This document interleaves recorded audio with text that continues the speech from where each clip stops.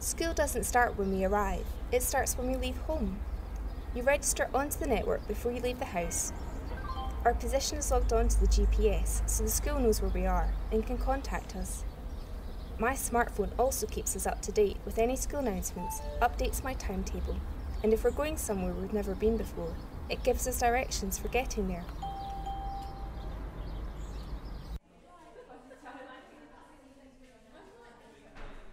We have quite a few history classes here, which seems appropriate since it's a historic building. It's a National Trust place, but it tends to be quiet during the week, just grannies and the occasional tourist. Our teacher brings an e-beam, which allows pretty much any wall to be used as an interactive whiteboard. We're not allowed to use phones during class, but they all ring like a school bell at the end of the lesson.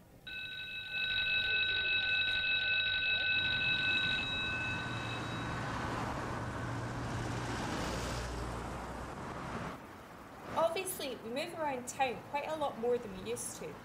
It's compulsory to wear uniforms whenever we're out and about, and they double as reflective jackets when we're cycling around. There are school bikes we can use, and our student cards work on all the local buses.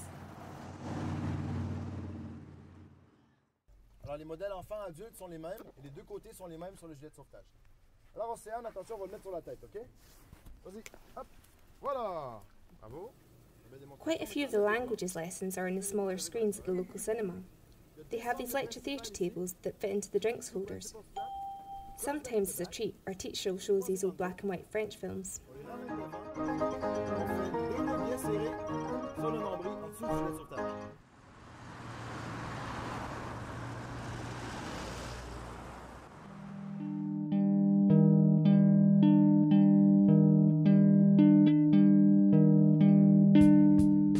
We have music lessons in a music shop in town, which is pretty cool because we can try out new things all the time.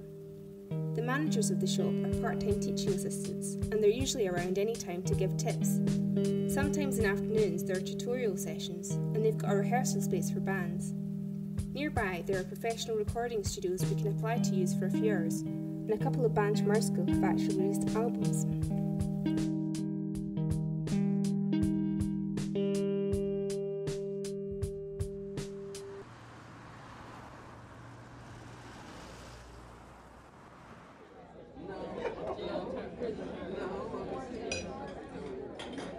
There's no school dining room or anything, so no school dinners. We eat all over the place.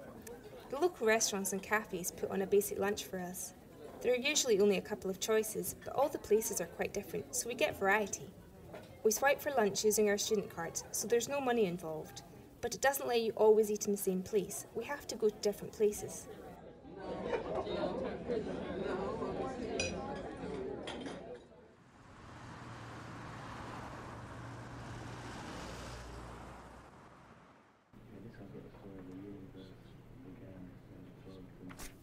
As well as lessons, we also have library sessions timetabled in, quite often after lunch. The librarians are really strict about talking and making noise, but it's quite a good space to read a book, catch up on coursework, or just mess about on my laptop a bit, so it takes a bit of self-discipline.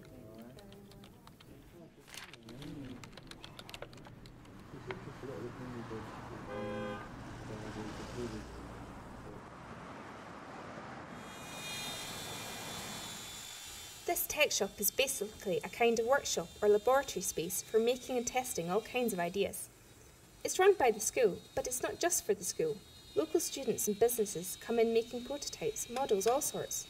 You have design, technology, physics and chemistry lessons there usually.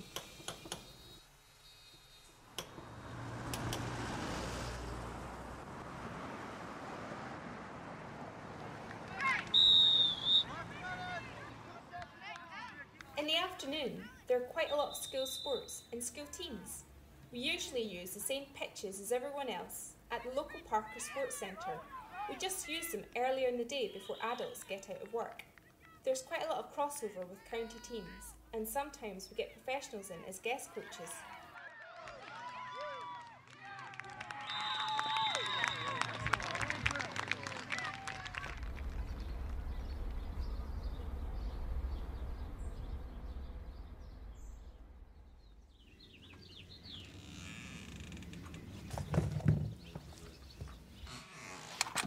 The homework tends to be much tougher than my previous school, but there's a lot of support.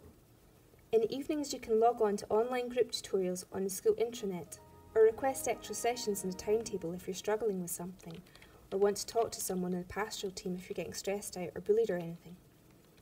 The main thing is we're much more in charge of our own education than most people.